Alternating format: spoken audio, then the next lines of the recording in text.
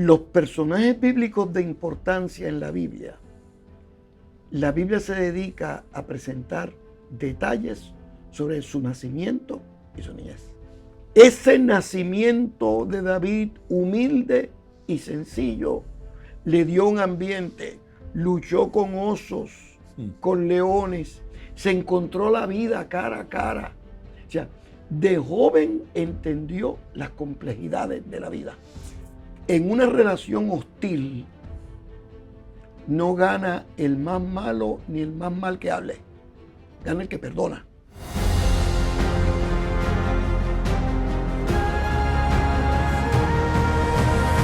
Bienvenidos a Escuela de Pescadores. Formación de un rey. ¿Cómo se desarrolla? ¿Cómo se forma? ¿Cómo crece? ¿Cómo se educa un rey? ¿Cómo educamos un líder? ¿Dónde se forman los verdaderos líderes? Los pecados de un ungido, los defectos de un hijo de Dios. Dos realidades dentro de una misma persona. Sus defectos y sus virtudes. En el día de hoy vamos a hablar del rey David, de la vida extraordinaria de ese hombre sensacional, del cual todos hemos leído y que todos de alguna forma nos identificamos con él. Para eso, como en otras ocasiones, he invitado al doctor Samuel Pagán, quien aceptó la invitación y está con nosotros en este lugar. Saludos. Doctor, Ángel, ¿cómo está usted? Qué placer estar aquí nuevamente con ustedes a disfrutar estos temas que realmente nos contentan y nos entusiasman. No solo a mí me emociona invitarte y obviamente los temas, pero todo el personal del ministerio se alegra mucho. Qué bueno. Cuando saben que eres el invitado, que eres la persona que va a estar con nosotros en el día de hoy. La verdad es que yo soy el bendecido. Gloria a Dios. Seguimos, doctor, con los personajes bíblicos y tal vez sería bueno comenzar preguntando ¿dónde es que se relacionan? ¿Dónde se unen todos? Sí, ¿dónde convergen? ¿Cuáles son esos valores o detalles que los hacen particulares, que los convierten en líderes dignos de ser estudiados y dignos de que se escriba un libro sobre ellos? Mira, luego de la pandemia, yo he estado toda mi vida traduciendo la Biblia y escribiendo sobre la Biblia. Pero durante la pandemia, uno tuvo la oportunidad de ver seres humanos normales en medio de problemas. Algunos descansan ahora en la presencia del Señor. Sí. Otros fueron creativos y se reinventaron para responder al desafío. Y eso me desafió a mirar a los personajes bíblicos como un todo. Identificar algunos, ¿verdad? Para escribir con más profundidad de ellos. Pero empecé, por ejemplo, con David, que es el de hoy. Pero estudié a Abraham, su capacidad de ser fiel, pero también sus dificultades con la verdad. A veces Mentirillas una mentirita para blanca, esconder algunos. Claro, y acuérdate que después de tú dices una mentira, tienes que decir una segunda para arreglar la primera, una tercera para arreglar la segunda, y como dices la cuarta, ya no te acuerdas de las otras, ahí se te enreda todo. Ya soy mentiroso profesional. Profesional. Tuve Noé, un caso como el de Noé. Qué personaje extraordinario. Un hombre de fe, tenía problemas con el alcohol, y eso le creó una familia disfuncional. Sí. Pablo tenía un aguijón en la carne. Pedro tenía un ego, ¿verdad?, descontrolado, y así sucesivamente. Y eso me hizo identificar características de los líderes bíblicos. Y entre ellos descubro lo que no eran. No eran superhéroes. eran gente normal. No eran superhéroes. Eran gente de carne y hueso, con virtudes, con defectos, con logros, con dificultades de personalidad, con memorias heridas, son personas normales. Y que el éxito en ellos estuvo relacionado con la capacidad de obedecerle a Dios y ser fiel en el momento oportuno. ¿Cómo ha afectado su relación con gente hoy? Con líderes hoy. Yo leo, yo Sí. incursiono en las redes sociales y digo, mira, mi amigo, déjame llamarlo mi amigo, el doctor Pagán está en Colombia, y el otro día dice, anda en Panamá y mira, le está dando un curso en la universidad presbiteriana. No, ahora está en la convención de las Asambleas de Dios. Estás expuesto continuamente a una relación tal vez con los líderes de más alto nivel de la cristiandad en determinados países y regiones. La pregunta mía entonces surge, ir a la Biblia, si quieres descubrir o ver a Noé con su problema de alcohol y la barbaridad que hizo por andar borracho. Encontrar a David en sus problemas de amoríos, y encontrar a Elías deprimido, ¿te ayuda, te afecta, te hace bien, te hace mal? ¿Cómo modifica tu relación con los líderes hoy? Mira, yo vengo del mundo de las sociedades bíblicas. Y acuérdate que la Biblia, yo lo que me he dedicado a traducir la Biblia, y la Biblia se lee en las iglesias presbiterianas, las asambleas, los adventistas, los pentecostales, los más calientes, los más fríos, los medianos, todas las temperaturas en la iglesia. Y yo he decidido estar en el pueblo de Dios para edificarlos, para desafiarlos, pero desde la perspectiva bíblica. Yo no voy a ninguna denominación a desafiar sus doctrinas locales, digamos. Yo creo que eso es un detalle que tienen las denominaciones y las iglesias y los líderes manejar internamente. Cuando vamos desde la perspectiva ya más interdenominacional, ya más de una perspectiva internacional, uno, a la vez que respeta las dinámicas locales, uno quiere que crezcan y se desarrollen. Y el carril mejor para hacer eso es el carril bíblico. Y eso me ha abierto la puerta con muchas denominaciones, con muchas iglesias, porque han entendido el rol de la Biblia en la vida cristiana en general, en la administración de la iglesia en particular y en el estilo de vida de las personas. Entonces, eso me ha ayudado un poco. No te quiero decir que haya tenido personas que no están de acuerdo conmigo en alguna manera, y yo he decidido respetar. Si a ti te dicen que yo grité en un sitio y di un puño, empecé a pelear con alguien, lo más probable es que no sea verdad o que me volví loco. Pero no, ese no es mi estilo.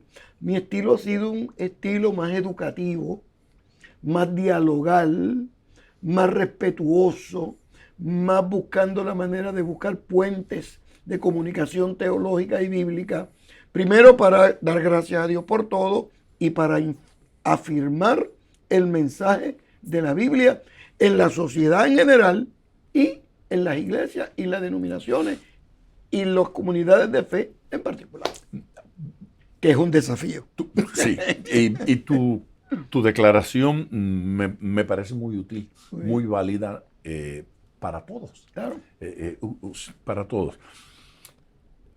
Pero yo estoy mirando más a tu corazón. Muy bien. Dentro de ti. Tú te encuentras ahí con este personaje borracho, del cual la Biblia narra maravillas. Te encuentras con este personaje en amorío, del cual la Biblia narra maravillas. Te encuentras con este personaje deprimido, del cual la Biblia narra maravillas. Eso de alguna manera afecta el corazón de uno para cuando uno mira a aquel pastor que resbaló. Sí, si se quiere llamar así, ¿verdad? O aquel líder que cometió error. A veces te oigo y digo, lo está protegiendo. Sí, yo no estoy diciendo está consintiendo con el pecado. Pero digo, interesante, lo está protegiendo. Ver estos personajes bíblicos con sus defectos. El hecho de que Dios decidiera contarlos. Sí, porque yo tengo gente que no quiere que yo confiese mis defectos. Pastor, no diga eso, que qué van a pensar. No diga que le dio ira y que tenía ganas de darle un puño, porque qué van a decir de usted. Quieren proteger a uno, pero daría la impresión de que Dios dice, no, que lo sepan. Que sepan que fallaron, que sepan que eran como ellos, que sepan que tenían las mismas tendencias, inclinaciones. Lo que quiere decir la Biblia con eso es que no importa quiénes seamos, tenemos los pies de barro. Y que los seres humanos tienen virtudes y tienen defectos. Y Dios nos usa no por las virtudes, ni nos deja de usar por los defectos, sino Dios nos usa por la necesidad en la sociedad.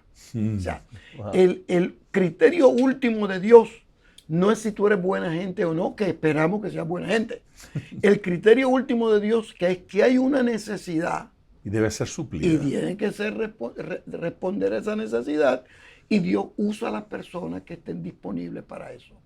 Y eso te abre la puerta para entender que si alguien, por alguna razón u otra, no quiere obedecer la voluntad de Dios, Dios lo respeta, el libre albedrío, pero eso no quiere decir que cambie su voluntad para no bendecir a la humanidad, sino que el caso de Esther, reina Esther, cuando Mardoqueo está hablando con ella no quería porque el rey la podía matar, etc. No te preocupes.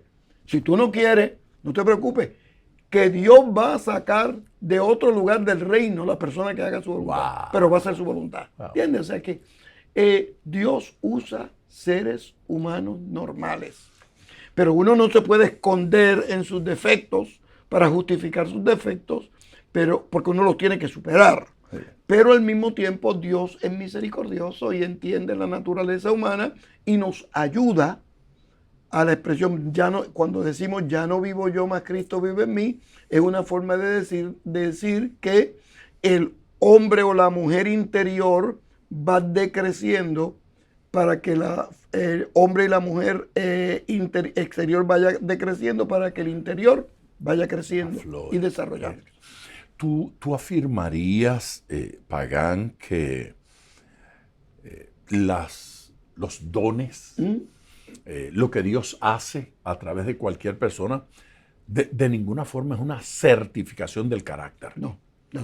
Es lo único que habla de los regalos de Dios, los dones de los regalos de Dios, es la misericordia de Dios y la necesidad del cuerpo de Cristo. Esos dos enfoques. La bondad divina, la necesidad que haya en el y el reclamo divino, que Dios quiere que vivamos a la altura de los reclamos divinos. Pero Dios conoce que los seres humanos tienen sus defectos, pero los supera. Doctor Pagán. Ese es el caso de David. Sí, vamos a David. David es un personaje de suprema importancia en las escrituras y bueno, en la historia tanto del Antiguo como del Nuevo Testamento. Allí aparece, es una de esas figuras que no desaparecen en el Antiguo Testamento, sino que en el Nuevo Testamento allí está. Y la iglesia cristiana tiene una relación cercana con David. David es uno de los personajes que parecería Estuvo el domingo en la iglesia. Sí, exactamente. Sí, esa es una buena forma de decirlo. Pero antes de entrar al ministerio de David y a su reinado y a toda esa experiencia, la niñez. Hábleme de la niñez de David, de la familia, de la formación, de su desarrollo. Mira, la pregunta sobre la niñez de David es importante porque nota que los personajes bíblicos de importancia en la Biblia se dedica a presentar detalles sobre su nacimiento y su niñez. Aparecen. Sí. Moisés. Ya, David ciertamente, Juan el Bautista, Jesús de Nazaret, Samuel. O sea, ese tipo de personaje que rompe los linderos del tiempo. Dios quiere que miremos allá, Sí, al sí, inicio. que no fue casual, que no fue, que hay un plan de Dios. Entonces, cuando uno estudia la niñez de David, descubre que viene de un ambiente humilde. Él era el último en la familia. El menor. Y el pastor. Las dos características más subestimadas. En una familia, el más importante era el primogénito. Y los pastores en la sociedad hebrea no eran los mejores modelos, porque recuerda que en el desierto no había sistema de limpieza para guardar las leyes kosher, las leyes de limpieza. Entonces, ese nacimiento de David, humilde y sencillo, le dio un ambiente, luchó con osos, con leones, se encontró la vida cara a cara. O sea, de joven entendió las complejidades de la vida. Fue dura entonces su formación. Hubo lucha. Dura. Recuerda que en el mundo hebraico las mamás, la mamá de David, cuyo nombre no lo sabemos, la mamá de David cumplió una buena labor educativa sobre David, enseñarles las tradiciones bíblicas. David aprendió las narraciones de Abraham, de Adán y Eva, de Noé, de Éxodo, José. de toda esa, lo aprendió. ¿Y por qué sabemos que lo aprendió? Porque aludió a ellos en Salmos posteriormente. O sea que esa formación básica de David, como jovencito que tiene que enfrentar la vida con sus complejidades y su descubrimiento de los textos bíblicos a través de su formación personal y espiritual, fueron la infraestructura y el marco de referencia para llegar a ser lo que posteriormente fue. Y fue tan importante esa formación que cuando lo mandaron a buscar, papá lo mandó a buscar. Recuerda que Samuel dijo, pero no hay nadie más. Había chequeado a todos. No hay nadie más. Bueno, hay uno, pero ese es un infeliz. Está por allá. Ese está por allá. No vamos a comer aquí hasta que lo traigan. Cuando vino, solamente lo vio. Y supo. Este es. El texto bíblico dice que él era rubio. Quizá lo que quiso decir el texto bíblico era que tenía el pelo rojo. Y las personas del pelo rojo en la antigüedad, en el Oriente Medio, el pueblo pensaba que tenían una función especial en la vida y que Dios lo había mandado a eso. Estaba marcado. Estaba marcado. Y tan pronto Samuel lo vio y este es el que. Y en efecto lo ungió, era el que era y llegó. Pero no podemos hablar de David sin ese capítulo pequeño, esos detalles importantes, cuando entró con Goliat y estaba en la lucha, articular eso en un momento de desafío extraordinario revela la importancia que esa educación, tanto en la vida como en el hogar, tuvieron para formar el carácter de David. En momentos de crisis, tú no piensas si los Yankees ganaron o Messi dio el gol. No, en momentos de crisis sale tu verdadera identidad. Y esa identidad no se desarrolla en Harvard, en Yale. No, viene del hogar. En el hogar. Así es que cuando Dios le habla al profeta para que vaya a buscar al rey, al líder, le dice que vaya a la casa de Isaí. No lo fue a buscar al camp, a la universidad, no lo fue a buscar. Los líderes se forman en el hogar. Allí comienza. Mira, allí está la base. Hay diversos roles en la vida.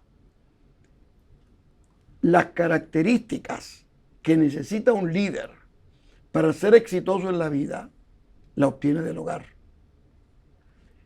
El conocimiento que necesita para hacer, lo tiene en la universidad. Sí. Y viene después, posterior, al que tiene esta base. Claro. Entonces, en el hogar tú aprendes a ser honesto. En el hogar tú aprendes a ser perdonador, misericordioso. En el hogar tú aprendes a ser justo. Dadivoso. Dadivoso. O sea, los criterios fundamentales que uno necesita para ser exitoso en la vida los tiene en el hogar. Luego tú aprendes a sumar y a restar. Luego tú aprendes los verbos. Luego tú aprendes a multiplicar. Pero el carácter se forma en el hogar. Por eso es que un padre ausente es un problema. Por eso es que una madre conflictiva es un problema. Por eso es que un hogar que se caracteriza por la incomunicación es un problema. Por eso es que las familias que están envueltas en pelea continuamente es un problema. Porque eso es lo que aprenden los niños. Y eso es lo que aprenden las niñas. Entonces, y lo vamos a pasar a otras generaciones. Las generaciones. Entonces, cuando llegan a la iglesia, para hablarte ahora, para los pastores que me ven y los creyentes de la iglesia, cuando llegan a la iglesia con esos dolores, lo primero que uno tiene que hacer es que aprendan a reaprender lo que no aprendieron en el hogar. Entonces, eso toma más tiempo. Por eso se requiere un nuevo nacimiento. Y la afirmación teológica de que el que está en Cristo no es el mismo. No es el mismo, es una nueva criatura. Porque si no, se queda con las mismas malas costumbres, se queda con las mismas actitudes. Por eso es tan importante que hablemos del nuevo nacimiento. Y eso lo vimos en David. Entonces, descubrir orígenes humildes, pesadez, problemas, dificultades, llegar al encuentro con el profeta y que todos estén ya bañaditos, peinaditos y perfumaditos y llegar apestoso a oveja del campo, en lugar de ser objeto de queja, debe ser considerado como, de alguna manera, Dios me está formando para algo grande. Claro. Los problemas no son tan malos como parecen. Sí, y los problemas, claro, podemos hablar ahora y yo te puedo decir, mira, la gente que se convierte a Cristo y nunca va a tener problemas. Pero la vida no es así.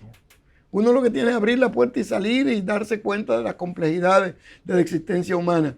Y uno, ante el problema, la pregunta inicial es, primero, ¿cómo lo vamos a resolver? Y uno no lo resuelve con un mal rato. Los problemas se resuelven cuando uno identifica el origen del problema. ¿Ya? Y uno, cuando evalúa los problemas, muchas veces descubre que el problema no comienza allá. El problema comienza acá. Entonces uno tiene que buscar la manera de superar. Uno, el origen, y después uno tiene que buscar una estrategia para superar el problema. Así que se puede enseñar a enfrentar problemas.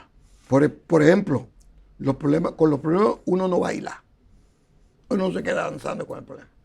Uno ve el problema, lo saluda y dice, hasta aquí llegaste y hay que superarlo. Lo despide. David enfrenta un problema enorme que se llamó Goliat. Explícame un poco de ese encuentro, ese conflicto entre David y Goliat.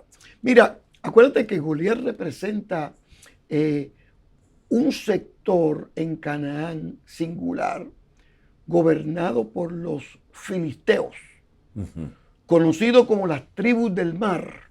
Esa es la forma antigua de mi referencia a ellos, porque posiblemente fueron tribus que vinieron a través del mar, algunas piensan del norte de Europa, que llegaron y se asentaron allí. Otras personas dicen que llegaron primero a Egipto y después llegaron acá. ¿Te acuerdas de la expresión, el nuevo faraón no conocía a José? Éxodo 1:1. Posiblemente es una referencia a los filisteos que fueron allá primero y después los egipcios les vencieron y se mudaron al suroeste de Canaán y llegaron allí a la franja de Gaza, Ascalón, todos los lugares que están allí. Entonces era una tribu de guerreros muy bien preparados militarmente. Ya ellos dominaban el acero. Los otros no dominaban el acero. Tenían carros de guerra. Tenían botas. israelitas tendían en No las sandalias no aquellas. las sandalias. Entonces, acuérdate que una flecha en un pie No. te inhabilitaba. Entonces los filisteos pudieron y le ganaban a los israelitas. Varios casos. El primer encuentro, hay varias guerras con los filisteos. El primer encuentro es con David y Goliat, cuando el papá Eli manda a David que le lleve comida a sus hermanos. Que sí eran soldados. Eran soldados. Es decir, que era una familia socioeconómicamente desarrollada. Tenían terrenos, tenían animales, Han ganado. tenían soldados y tenían capacidad de mandarle comida. Estaban bien ubicados dentro Estaba de la ubicado sociedad. en Belén. Allá, yo sé de paso, algunos de mis estudiantes en Belén me llevaron al lugar donde tradicional las leyendas dicen que venía David, un sitio muy simpático. Bueno, el detalle es que viene David, le lleva la comida y se entera de la crisis. Todos estaban paralizados porque Goliat era un gigante y estaba humillando al pueblo de Dios. No podían actuar. La guerra era hasta cierto punto psicológica. Psicológica. Era una Él guerra los había psicológica. convencido de que a él no lo podía vencer nadie. Nadie. Por lo tanto, el grupo se paraliza en lugar de decir, bueno, tal vez uno no lo venza, pero en conjunto podemos. Ni Nada. eso. No hubo ninguna estrategia. Era un grupo militar fuerte. Y se habla de que la estatura promedio de los israelitas puede haber sido 5 pies 7 pulgadas, 5 pies 10 pulgadas, pero no muy altos. Y los filisteos tendían a ser más de 6 pies y 5 pulgadas. No. O sea que uno notaba la diferencia. Por ejemplo, se encontró una tumba ¿verdad? En la antigua Filistea, y la tumba decía Beit Goliat, la casa de Goliat. Es decir, que la tumba posiblemente de la familia de Goliat. Y los esqueletos que se encontraron todos eran casi de 7 pies todos. De veras. Es decir, que era una familia alta. No, Y enorme. cuando David escoge 5 piedras, uno dice, ¿por qué cogió si lo que necesitó fue una? Es que entonces en el libro de los Crónicas se habla que Goliat tenía 5 hermanos. Hermanos. Estaba bien preparado David. O sea que David le dijo, esta es para ti y estas son para tus hermanos, por si Sí, acaso. si acaso. Que sepan que... Que sepan. Entonces, David enfrenta a Goliat y hay una frase que es homiléticamente interesante, pero que es lingüísticamente importante, más importante, y es que David le dice a Goliat, mira Goliat, tú vienes a mí con espada, lanza y jabalina, pero yo voy a ti en el nombre del Señor de los ejércitos. Añade, Dios de los escuadrones de Israel. Tercero, añade, que es el Dios que tú has provocado. El gran problema de Goliat no era con David, ni con el ejército, ni con Saúl. Era que habían provocado a Dios. Y Goliat le responde, ven, esta es la frase interesante, que voy a tomar tus carnes y las voy a dar a las aves del campo. Mira qué bonito se oye. O sea que por favor, que ningún predicador se le ocurra decirle a la esposa, ven nena, que te voy a dar las carnes. Así que se oye muy bonito, hasta musical. Jesús, pero tú sabes lo que significa eso. Te voy a matar, nadie te va a enterrar y te van a comer los buitres. Jesús. Es la peor de las maldiciones. Cosa La peor de las maldiciones. O sea, él le echó la maldición y ya sabemos la historia que David lo mató. Toda la cabeza y todo. Lo mata porque no le hizo caso, no le creyó, no aceptó. Pero cuando aceptamos esas maldiciones, nos paralizamos. No, eso es lo que pasaba al pueblo de Israel. El anuncio del problema, la amenaza fue tan problemática al pueblo de Israel como el problema de perder una guerra. Ya, lo que te paraliza en la vida no proviene de Dios. Lo que te cautiva en la vida no proviene de Dios. Importante. Lo que te impide proyectarte al porvenir no proviene de Dios. Entonces, cuando uno está inmerso y asustado, no tiene la voluntad de seguir adelante. Y eso fue lo que logró. Las maldiciones y las amenazas de Goliat. Goliat ya tenía la guerra gana antes de empezar a pelear. Pero David dijo, no, tú no me vas a vencer a mí porque yo soy representante de un Dios que es más poderoso que tú y tus dioses. Así es que el análisis que está haciendo David de esta situación no es, hay un conflicto entre este gigante y este chiquito. Claro. No. Es entre el Dios de ese gigante y mi Dios. Claro.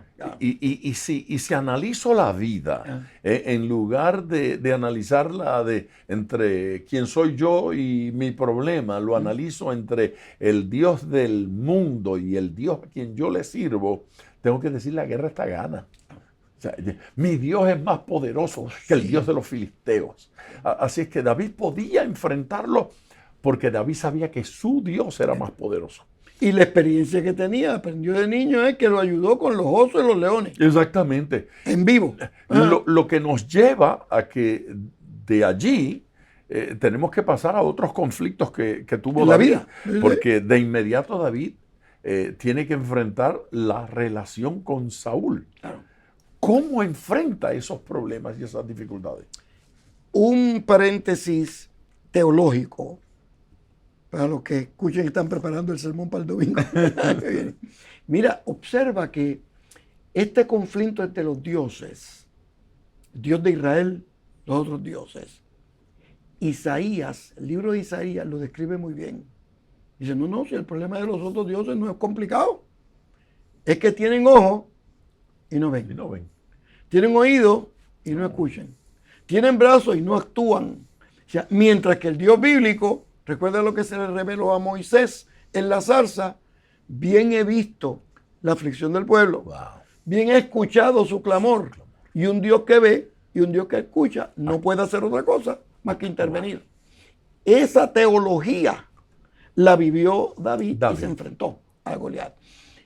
Las relaciones con Saúl fue singular, porque el premio que le dio Saúl a David por triunfar con Goliat, ciertamente, se lo llevó al palacio.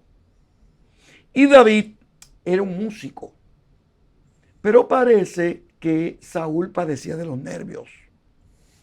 El día de hoy hay algunas personas, algunos colegas que han interpretado la condición de Saúl como esquizofrenia paranoide, que es un sentido de persecución, es un sentido de sentir que todos están en contra mía, es un sentido de entender que cualquier cosa que pase es por mí, ese tipo de cosas.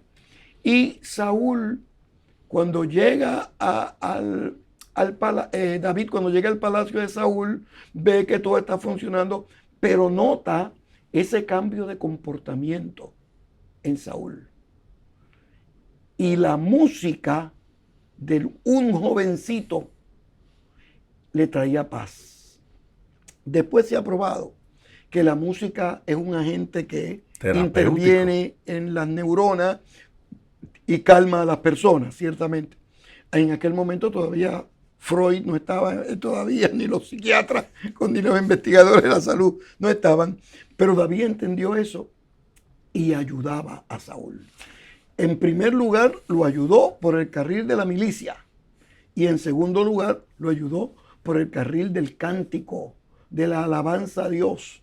Cómo la alabanza y el cántico pueden calmar los temperamentos y los genios. Tú ves en esa crisis de los temperamentos, eso que nos hace propenso a la depresión, propenso al mal humor, al miedo, a la paranoia, a las malas decisiones. ¿Tú ves detrás de eso un demonio oportunista que utiliza esas cosas para atar gente, para... Mira, especialmente en foros universitarios, cuando estamos tratando de explicar las liberaciones de demonios que hace Jesús de Nazaret, lo primero que me dicen es, no, está endemoniado o enfermo, uno de los dos. A lo que yo les respondo con mucha afirmación bíblica, como tú llames la condición, es secundario. Sí. Lo prioritario es que cuando se encuentra esa persona, se encuentra con el poder de Dios, queda liberada. Hay personas que dicen, eso es un demonio, muy bien. Hay personas que dicen, es una enfermedad, muy bien. Yo lo que le digo, no importa que sea lo que sea, está liberado por el poder de Dios. Sí. Y eso fue el caso de Saúl. Sí, y eso me parece una respuesta muy sabia. Claro. Y muy balanceada, claro. y muy prudente. Sin embargo, lo oportunista del demonio me hace pensar en él como un ser, como una persona con criterio y voluntad. Y hay una pequeña diferencia entre la afección producida por la presencia de un ser llamado demonio y la condición que se alivia con una pastilla. ¿Por qué? Porque hemos enfrentado, y yo sé que tú lo has vivido, situaciones que trascienden a la condición física, a la condición que se puede tratar con una pastilla, donde hay gente que reacciona a una influencia externa, que aunque no me quiero convertir en el tipo ese buscador, cazador de demonios, como es Ghostbuster o algo por el estilo, digo, hay condiciones singulares. Sí, singulares, donde uno percibe una influencia más allá. A lo que yo digo, que independientemente como sea, Dios ante la presencia de Dios, está. Sí. Y el caso de, nosotros tenemos unos cuantos casos en la Biblia así. Sí. Saúl es uno. Sí. No solamente en este caso con David, posteriormente también endemoniado en el Nuevo Testamento. No, perdón, y si hubiese estado simplemente endemoniado, le toca una vez y el diablo se fue. Claro. Y esto se acabó. Claro. Está resuelto. Pero cuando en la mañana próxima otra vez está en crisis, uno sabe que tiene algo. ¿Se le ha ido o está enfermo? Sí, uno tiene que saber que, oye, además de un demonio, este señor tiene una paranoia que está allí, que hay que tratarla. Independientemente cómo le llames, ante el poder de Dios, te libera. Sí. Entonces el caso de Saúl es singular porque incluía violencia. Lo quería matar. Era un descontrol. David se salvó, bueno, se casó con la hija, pero David tenía el potencial de rey y Saúl lo sabía. Ya había matado a Goliat. Además de todo lo otro hay celos. Sí, además de todo eso hay celos. Entonces la narración bíblica, el objetivo de la narración bíblica es destacar el poder de Dios. Fíjate, las narraciones bíblicas no tienen el objetivo de presentar cuán malo es el enemigo, cuán malo es la enfermedad. Cuán poderoso es el diablo ni la enfermedad. No, es demostrar el poder de Dios. Sistemáticamente, Saúl mostró esa actitud psicopatológica. Sí. Lo trató de matar después. Lo persiguió. Más de una vez. Más de una vez. Lo persiguió. Trató de comunicarse con el espíritu de Samuel. Uno veía otro y otro. Entonces, esa actitud. A unos recursos. No, y eso indica cómo va poco a poco deteriorando su salud. Trató de matarlo, pero note esto. En esas mismas narraciones, las mismas narraciones que estamos hablando, en una ocasión, Saúl se dedica a perseguir. David se va del reino porque lo van a matar. Hay un capitulito donde se va a vivir con los filisteos, que tiene su explicación. Sí. Y se esconde en una cueva. Después va cerca del Mar Muerto. Cuando te lleve a la Tierra Santa, te voy a llevar a esa cueva. Muy bien. Digo, no es un sitio turístico tampoco, No, ¿verdad? no, pero Yo está digo, bien. pero desde la perspectiva bíblica te va a ayudar a entender. De todo. repente grabamos algo allí. Grabamos algo allí. Se esconde David en la cueva. Las cuevas son oscuras, no hay, no había como ahora. Está allí. David va a descalzarse, a limpiarse los pies. Es una frase eufemística para decir que va a hacer sus necesidades.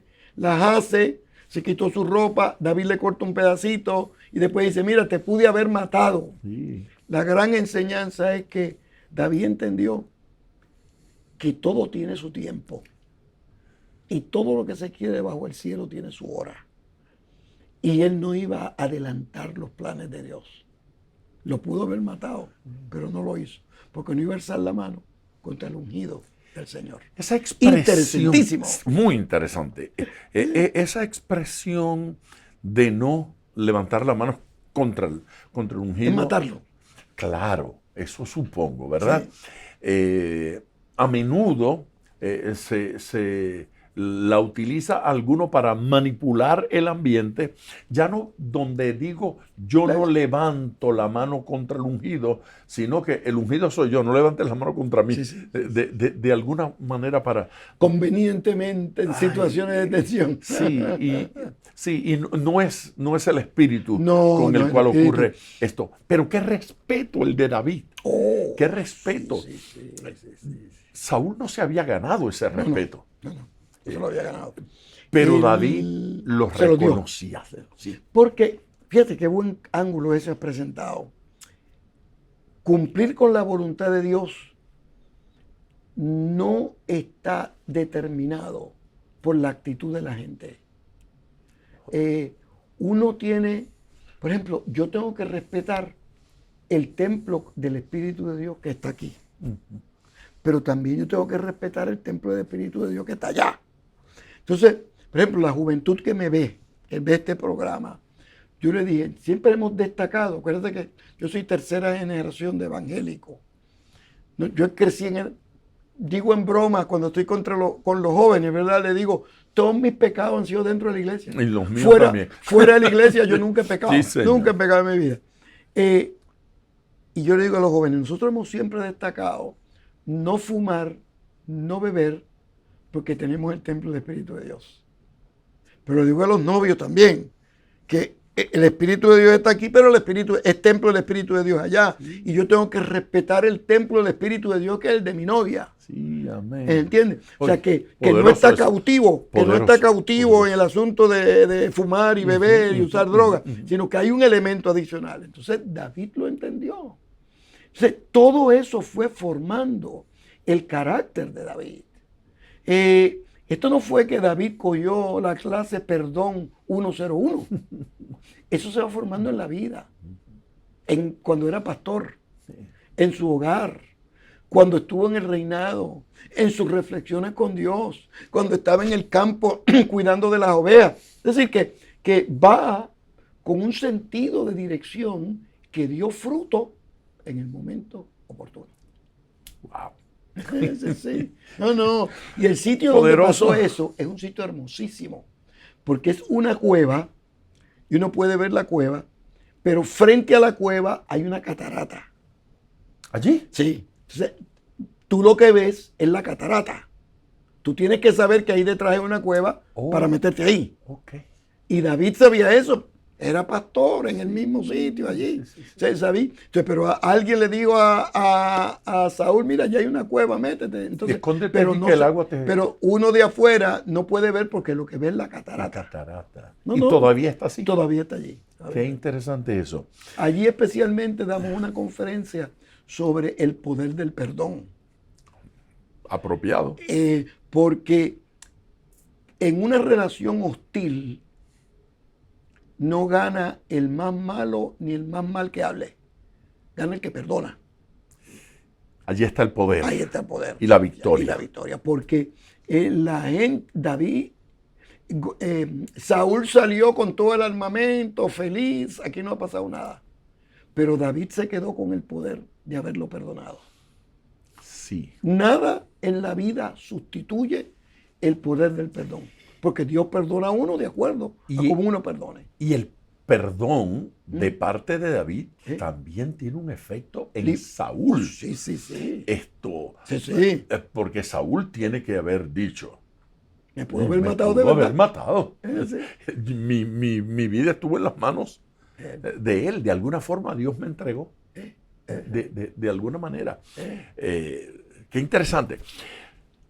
Podríamos quedarnos en eso del perdón unas En cuantas el horas. libro de David explico todo este es un capitulito que está asociado con la salud mental y Claro, espiritual. claro.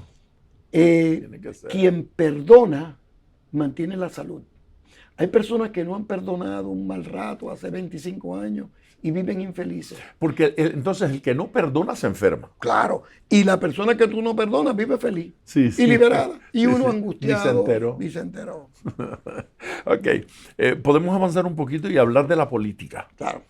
Era un político sabio, David. David lo era. Muy sabio. Por ejemplo, él empezó a reinar en Hebrón 7 años antes de unir las dos tribus, las tribus del norte y las tribus del sur. 7 años antes. Y cuando se reúne con los ancianos del norte, dicen, no, pero nosotros no nos vamos a entregar al sur. Y le pregunta a los del sur, y nosotros no nos vamos a entregar a los del norte. Y David le dijo, eso es lo mío. Vamos a conquistar Jerusalén, que está en el medio, y vamos a hacer de Jerusalén la capital. Y desde para ese entonces momento estaba dominada por los jebuseos. Jebuseos. Y nunca fue conquistada por Josué. No había sido conquistada por Josué. Llegó, conquistó y unió el reino. Nos ubicamos aquí en el centro. Hay unos estudiosos que piensan que esa unificación estaba pegada con cinta adhesiva. Estaba pegada con tape. Fue una unión muy, muy tenue.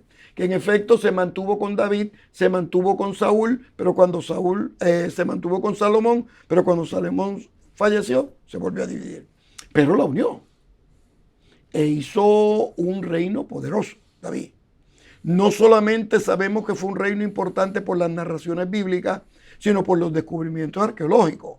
En Jordania se han descubierto documentos que afirman del reino de David. El reino de la casa de David, que era importante, Entonces David logró eso, la sabiduría. Y convierte, humanamente hablando, ¿verdad? Convierte a Jerusalén en un lugar amado, importante. Que aunque se hayan dividido después, amado hasta el día de hoy. Sí, esa fecha de unificación del reino se recuerda el día de hoy como el nacimiento de Jerusalén, como la capital del Estado de Israel. Allí es que en ocurre. El siglo 1000 antes de Cristo. 1014 algunos piensan, 960 piensan otros, pero por ahí. ¿Cómo evaluamos a David? Mira, David fue un personaje sin igual. En el pleno, un guerrero importante, ganó victorias. Es interesante, David sabía del poder militar de los filisteos. Y cuando estaba huyendo de Saúl, se fue a vivir con los filisteos. Y los filisteos lo recibieron. Y mientras estuvo allí, aprendió las tácticas militares. Estuvo 2 años viviendo allí. Aprendió las tácticas militares. Aprendió todos los equipos que tenían en los armamentos. Oh, sí. Aprendió de adentro. Y cuando sale a conquistar Jerusalén, hay un capítulo que yo lo explico en el libro con más detenimiento, cuando se reúnen los generales filisteos para conquistar Jerusalén. Y dice, bueno, mañana vamos a conquistar Jerusalén, pero el primero que vamos a matar es David, que está aquí. Porque este nos va a causar problemas. Wow. Él era la amenaza. Sí, David, le llevan el cuento a David. Y es interesante que David se hace loco. Cierto. Se actuó como un loco. Sí. Y nadie se atrevió a ponerle las manos encima. Porque en la antigüedad se pensaba que si uno mataba a un loco, el espíritu del loco se le metía la... Nadie se atrevió a tocarlo. Y David sabiendo eso, Sabiendo, claro, muy inteligente. eso era mejor que esconderse. Sí, era mejor que esconderse. Entonces nadie fueron, los israelitas lo vencieron, Israel volvió a tener fuerza, David recibió el arca, bueno, todas las guerras de los filisteos, que son dos, algunos piensan que tres. Pero lo peculiar es que todo ese carril pastor, perseguido, guerrero, primero con Goliat, después con político, todo lo llevó a convertirse en un rey eficiente. Y cuando lo tenía todo, hizo lo peor que puede hacer un ser humano: traicionar a un amigo. Precisamente, esa perspectiva ético-moral, en el caso de David, que de alguna manera de allí surge su gran crisis. Sí. Su gran crisis. Sí, es un dolor para la historia, para David, buscar la esposa de su amigo, mandarlo a matar. Es un dolor. Si yo hubiese escrito Reyes y Crónicas, ¿sabes si no hubiese puesto eso? No, de seguro que no lo hubiésemos puesto. Claro. Sin embargo, como la Biblia lo que quiere presentar, que los héroes bíblicos son gente normal, lo incluyó. Para que nosotros, y en este sentido el apóstol, mira cómo el apóstol Pablo narra y explica eso, que nadie tenga mayor concepto de sí del que debe tener. Y añade, pero que piense de sí con cordura. Es decir, se le subieron los humos a la cabeza a David. No hay nadie a que me detenga. Yo soy el poder. Y cuando no hay balances en el poder, cuando uno no tiene a nadie a quien darle respuesta y supervisión, y cuando no hay nadie que esté sobre uno, que uno tenga que informar, uno se siente poderoso. Entonces David, al sentirse así, entendió que nadie lo veía hasta que Dios se le reveló al profeta Natán, que su palabra, su nombre significa enviado. Dios lo envía donde David, y ya sabemos la historia, que le dice de las ovejas y todo. ¿Cómo es posible que alguien sea capaz de quitarle las ovejas a un hombre que tenía solamente una? Y la cuidaba bien. Y la cuidaba bien. Ese hombre eres tú. Eres tú. Esa experiencia de David, donde David se llega a sentir tan grande, tan importante, tan poderoso como para hacer estas barbaridades y seguir adelante. La Biblia dice que de la tentación debemos huir. ¿Qué pasa cuando una persona llega a sentirse tan fuerte y tan santo que dice, no, yo puedo ir y predicarle a Jezabel? Yo puedo ir a orar por ella. ¿Quién es fuerte para eso? No, te voy a dar el consejo pastoral que yo he estado diciendo los últimos 50 años de mi vida en todo el mundo. Mira, el mejor lugar para tú estar en una tentación es no estar. No estar. Me gusta eso. No estar. O sea, si tú tienes problemas con el alcohol, no trabajes en la destilería. Si tú tienes problemas con las drogas, no trabajes organizando las drogas en la farmacia. O sea, uno tiene que reconocer sus debilidades para distanciarse del poder de la tentación. Eso de huir de la tentación, eso es una expresión de sabiduría. Claro, y de poner los pies en el piso. Eso es sabiduría. Nadie puede tener mayor concepto de sí. Entonces, David nos lo enseña. Y es curioso porque nosotros sobre David tenemos las frases históricas más poderosas sobre ese personaje. Fíjate que entre los títulos mesiánicos, el Mesías no es hijo de Abraham. Abraham es importante, padre de la fe. Hermano. No es hijo de Moisés. No. Moisés fue el libertador, el legislador. Es hijo de David. Interesante, el Mesías es hijo de David. Y ese David histórico tenía a la vez las manos de sangre, porque mató a su amigo, a los 2 capítulos. Tenía el corazón de Dios. Explícame eso, porque ¿Cómo eso, es posible? sí, eso suena a contradicción. Sí, sí. El dulce cantor de Israel, el de los salmos, el escritor, esta belleza. Pero sí, eso está allí, él lo es, sí, sin duda. Pero entonces es presentado como un hombre que no va a construir el templo, No, que no puede seguir adelante con ciertas cosas porque sus manos se han manchado de sangre. de demasiada sangre, de demasiada... pero ahí mismo, casi punto y seguido, un corazón conforme a Dios. Corazón de Dios. ¿Cómo puedo ser, cómo puedo fallar, cómo puedo desobedecer, cómo puedo tener actitudes superficiales y carnales como esta y al mismo tiempo Dios mirar allá, más allá de las manos, más allá de la sangre, ver el corazón y decir, pero tiene un corazón conforme al mío? Dos cosas. Uno, el camino de las manos al corazón pasa por el Salmo 51.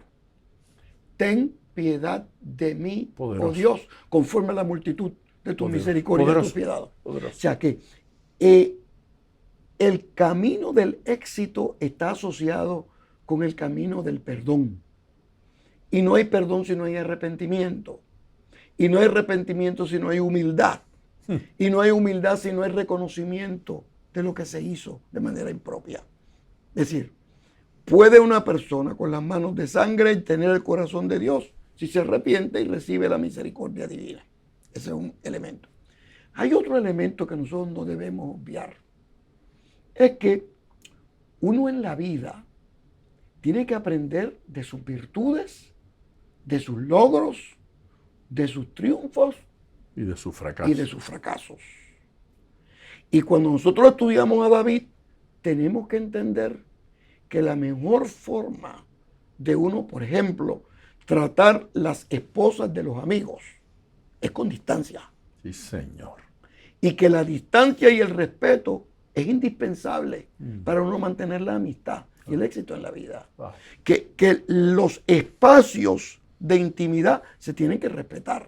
Entonces, cuando uno aprende eso, uno puede manejar y celebrar con los amigos. Hermano, y eso es todo, poderoso. esta cuestión. O sea, que todas estas narraciones bíblicas que uno tiene que leer en hebreo y mirar entre líneas, todos esos detalles, tienen implicaciones pastorales inmediatas. Por ejemplo, David es un personaje que el día de hoy tiene importancia capital, no solamente sino por su literatura. Su contribución a la Biblia Sí. es extraordinaria y al mesianismo. El libro de los Salmos es más grande en toda la Biblia. Tiene 5 rollos. Bueno, hay algunos estudiosos judíos medievales que decían, bueno, Moisés tiene 5 libros de la ley, David tiene 5 libros de Salmos, porque se dividen en 5. En 5. Y en efecto, los salmos ponen de manera óptima los valores cristianos de fe bíblicos de forma extraordinaria. Porque Sí, los salmos son plegarias y oraciones de la vida de la gente normal. Hay algunos de ellos que, en los cuales aparecen escenas de Jesús casi en su totalidad. Sí. Que uno Capítulo dice, 24 de los Salmos es uno de ellos. impresiona. Sí. La aportación de David al cristianismo, la importancia de David en la iglesia actual Todavía es enorme. Todavía en hebreo, Israel, el día de hoy, con 2 políticos están peleando, eso no pasa nada más que en América Latina. No. Sí, ya, no voten por él, porque tiene las manos llenas de sangre. Aludiendo.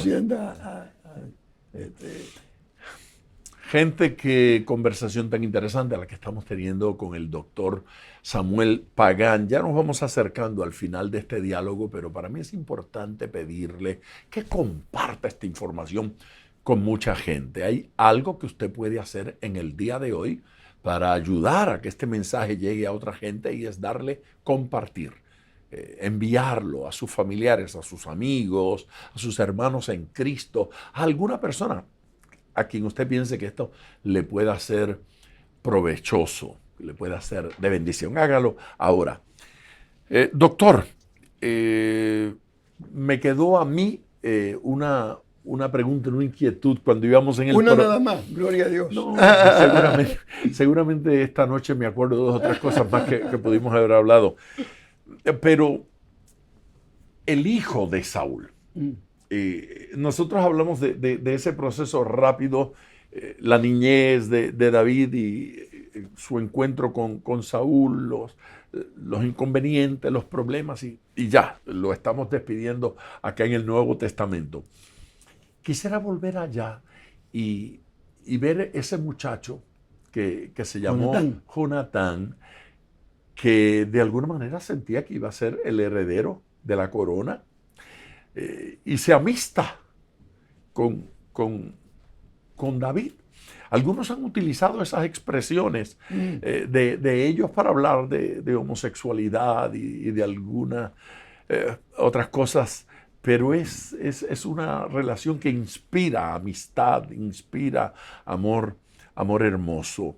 ¿Qué me dice de la relación entre esos 2 muchachos? Mira, es una amistad.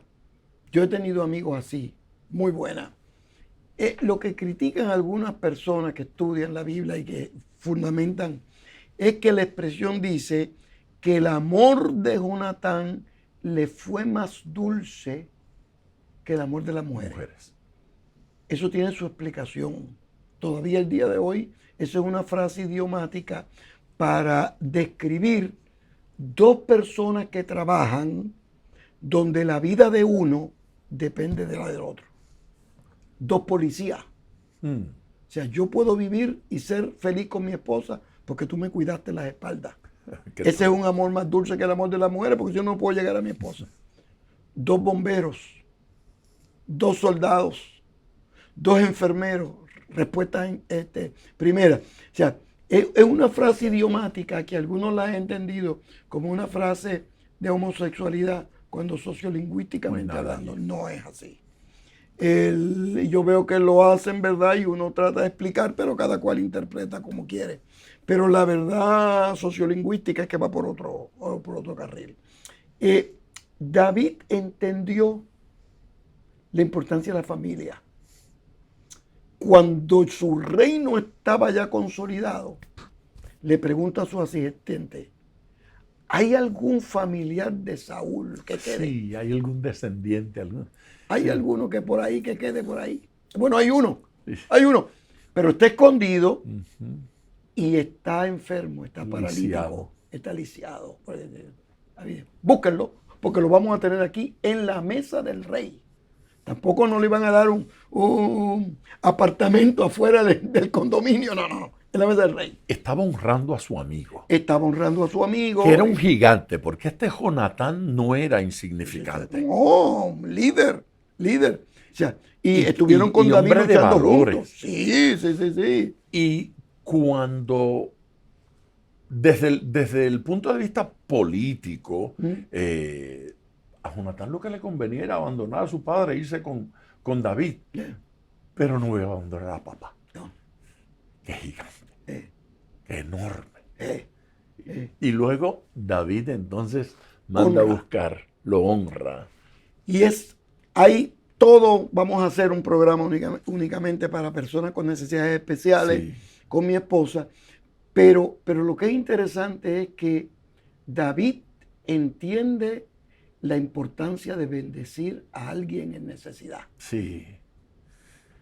No hay nada en el mundo que sustituya la bendición de uno darle la mano a alguien que llora. Bienaventurados sois cuando ayudan a los de humilde corazón, los pacificadores, los que tienen hambre y sed de justicia,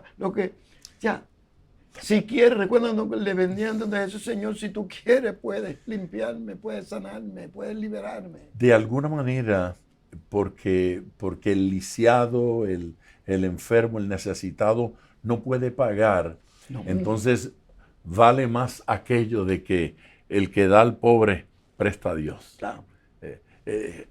Dios nos está estimulando a hacer eso. mira, de acuerdo con el mensaje de Jesús de Nazaret. O sea, te estoy hablando ahora de el corazón del mensaje, no el discurso bonito que dio, transformador, que también es bueno, pero el corazón del mensaje. Cuando Jesús habla de la importancia del reino, habla, aprended de mí que soy manso y humilde de corazón. Habla acerca que la prioridad en el reino y la gente bienaventurada es la que le da la mano al caído, es la que le ayuda. Libera al atado. Sí. Jesús de Nazaret entendió que la gente grande no es la que manda, es la que sirve. Y los que no sirven para servir, no sirven para vivir. Entonces, uno lo ve ahí de manera extraordinaria. Doctor Pagán, como Qué siempre, una alegría tenerle con nosotros y un banquete extraordinario. Para usted, gracia, misericordia, amor, paz en Cristo Jesús de forma abundante. Bendiciones.